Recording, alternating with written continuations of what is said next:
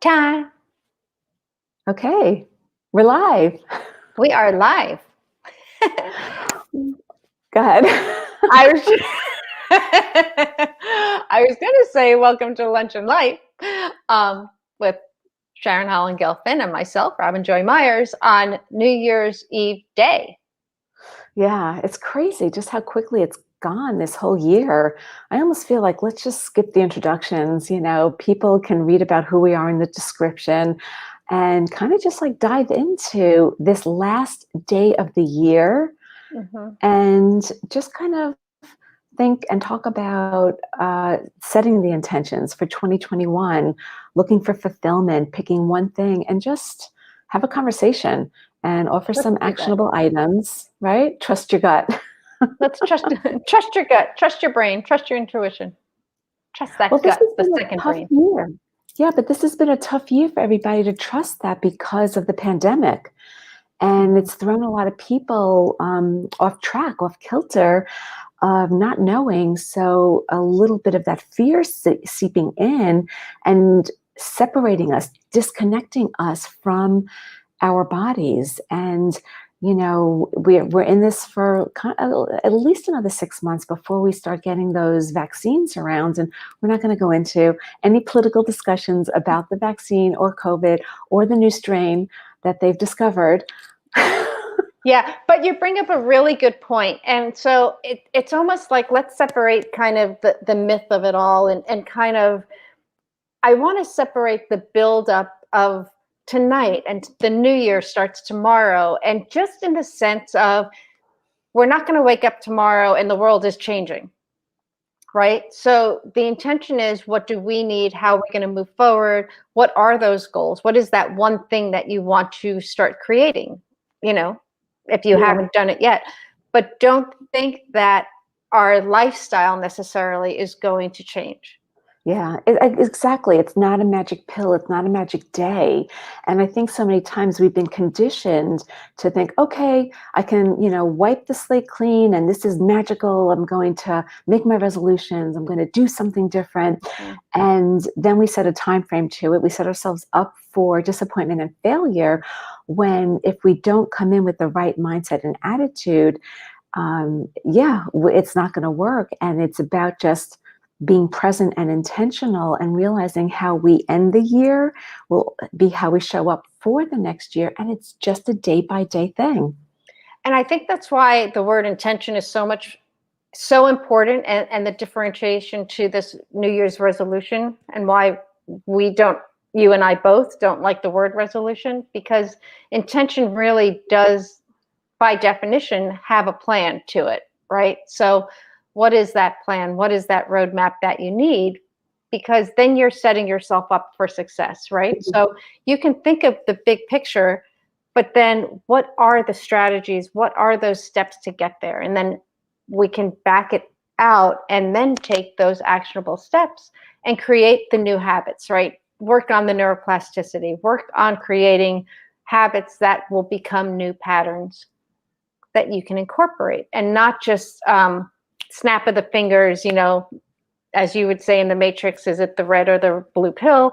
Are you picking the right direction? It doesn't work that way. We have to literally be really intentional, no pun intended, as to creating the right new pattern and habit. And as we know, and as we've discussed on the show, it takes time. So it's being patient. It's not thinking that everything's going to change overnight, but it's just practice and being gentle with yourself and being able to pick up if you didn't.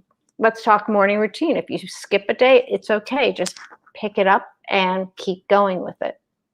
I like what you said about, it's chunking it down and looking at the patterns, but also having a goal. And just picking one, not a million of them, and thinking, okay, this is what I'd love to get. What's the biggest thing that I'd love to get out of 2021? And if I'm going to do that, it can feel overwhelming. And then following everything that you just said, because it's not going to happen without starting today and writing it down. Mm-hmm. And I think that's where it really makes a difference, is keeping track of everything, which so many people really discard. They think, oh, I don't need to do that. But we do, because then also it makes us feel good when we've accomplished things. We can kind of check it off and look at the gains. So for instance, I have a client who couldn't do a plank. She couldn't even hold it for like 8 seconds, maybe. And within 2 or 3 weeks, I might have even mentioned this last week, within 2 or 3 weeks, she was holding it for 30 seconds. Hmm. And I write these notes down because I keep track of my clients, right? But she said, yeah, I can only do 30 seconds. And I said, wait a second, did you just hear what you said? I Mm-hmm. can only do 30 seconds. Not too long ago, you could barely do 8 seconds. And now you've increased it practically almost 4 times. And it gave her pause she didn't write it down. So it really made her pause and reflect. And I think that's so important, is those little wins are what's Yeah. going to give you that motivation and the excitement to want to keep moving forward. And, it's baby steps. It's taking, and like you said, it's not going to be a straight line. It's not going to just happen. There's going to be days that you do and days that you don't. And there's going to be sidestepping and square dancing, Twirling and and twirling.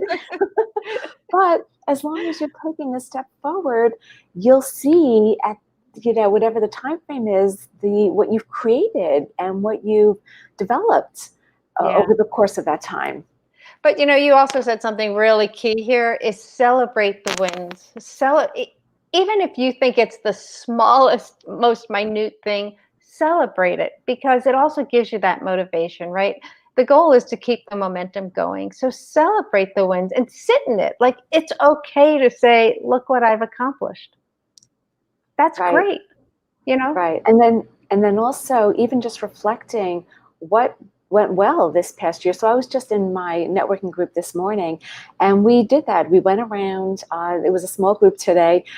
We just went around talking about the reflection of 2020, what was good, what was not good. And interestingly, for many, sadly, there were quite a few people who lost family members due to COVID, which was very sad.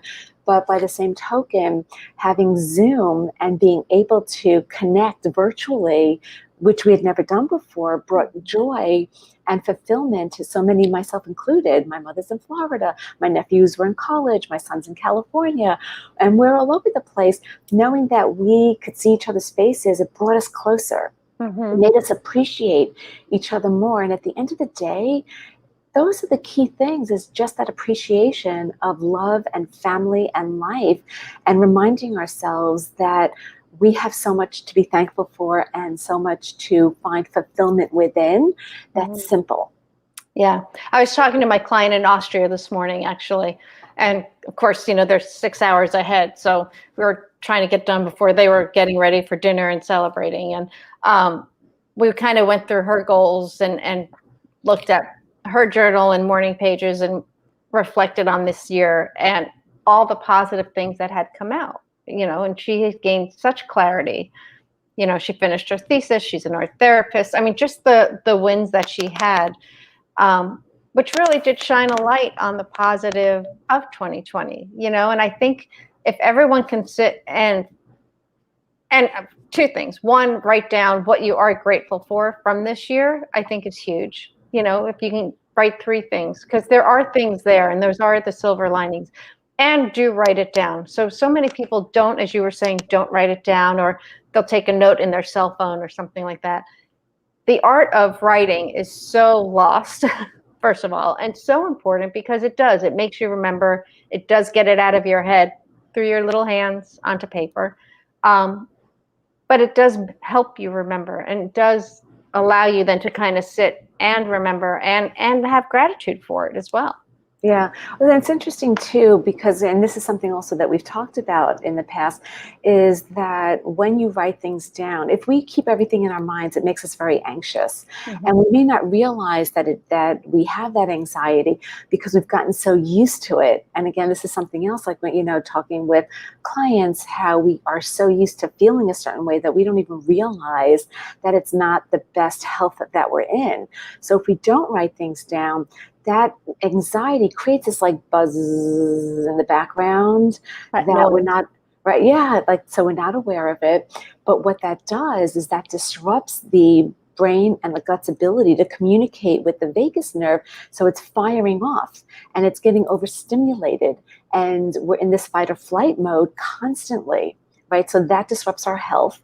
And then that kind of circles back up and makes us more anxious because our gut then is imbalanced because we're not aware that we've created this situation. Mhm. So now the vagus nerve is overstimulated and we're in this fight or flight, and our vagus nerve needs to be in the parasympathetic mode. It needs to rest and digest and calm down. So that act of writing moves the energy out. So it relaxes the brain, relaxes the vagus nerve, relaxes the gut.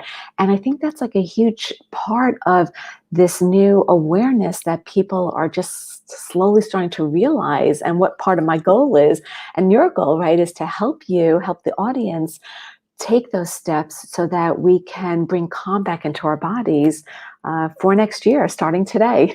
Starting today, before we even get to tomorrow. So yeah, it's important. It's so important. So So what are there is some? some Go good. ahead.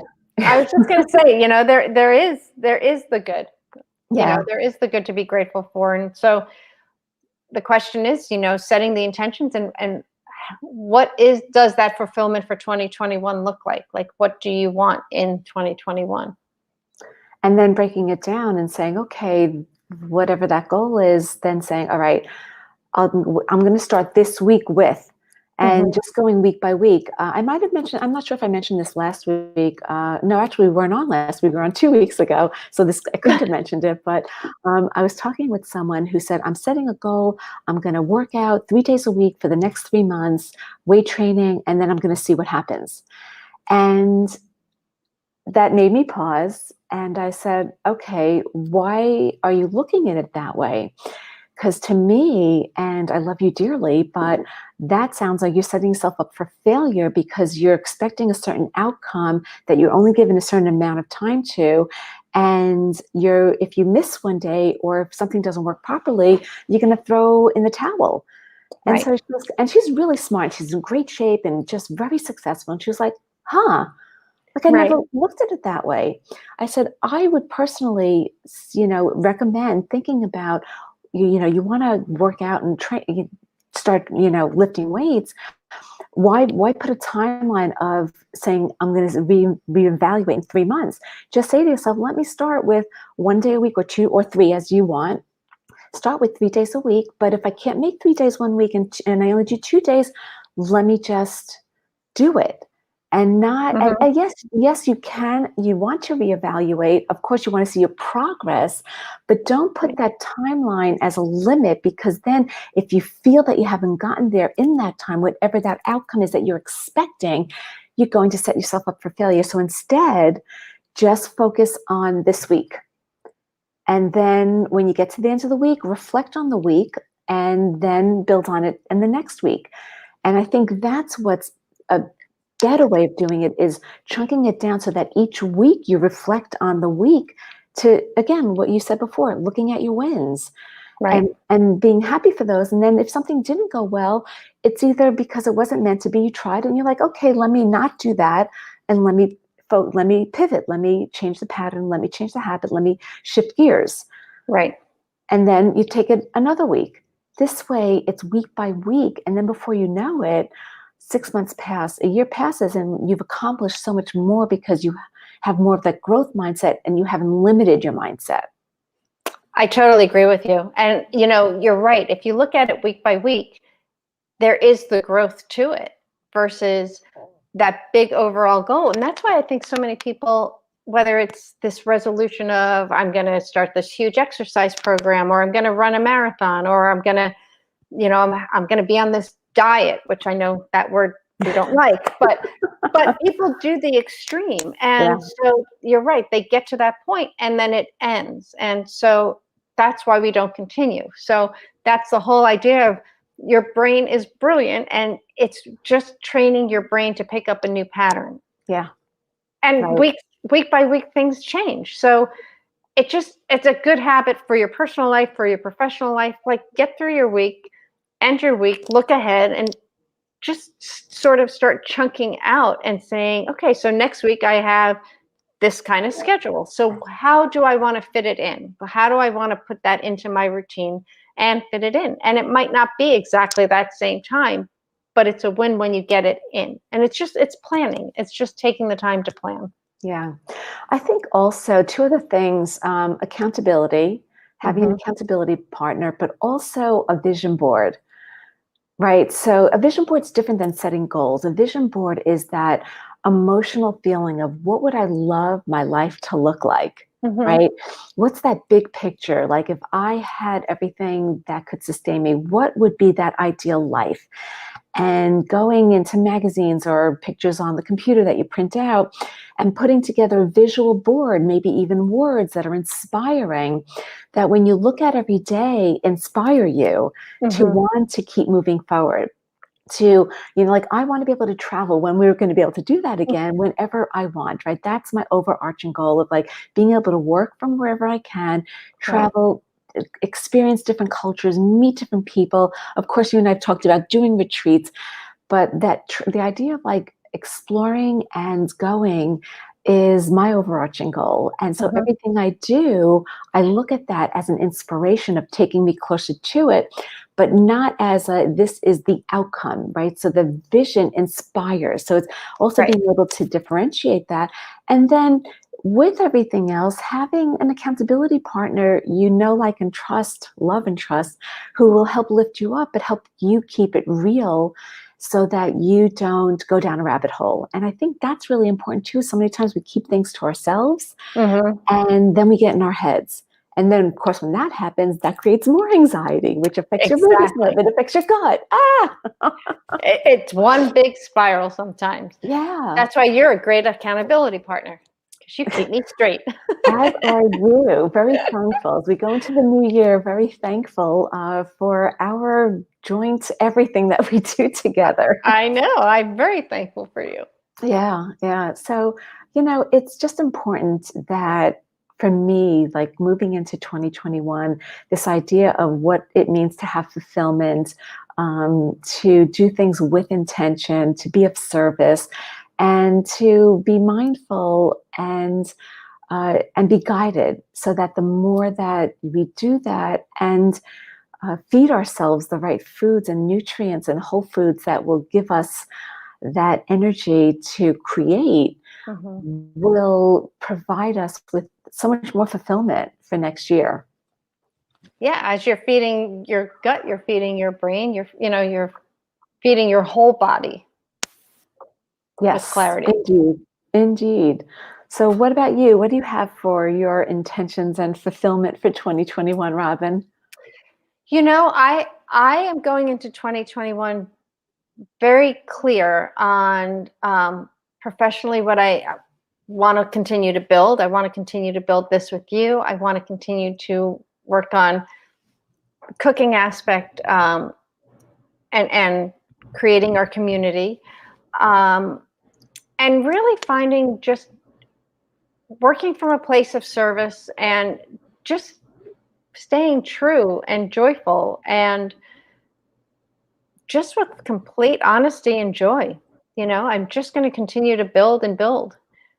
So it's been a really interesting year, but it's given me a lot of clarity. So Yeah. I found that this year has given me an opportunity to really understand what joy means, no pun intended with my middle name, but also the true definition of what self-love is, and understanding that personally for me, and I think this is important for everyone, you really have to truly understand who you are, trust who you are, and truly, truly love yourself and spend time with yourself, which we've all had a lot of time to do, um, to serve everybody else best, to be in relationships better, to serve families, to serve our communities. You really have to truly be honest with yourself as to what you want, and Mhm. love yourself. Yeah.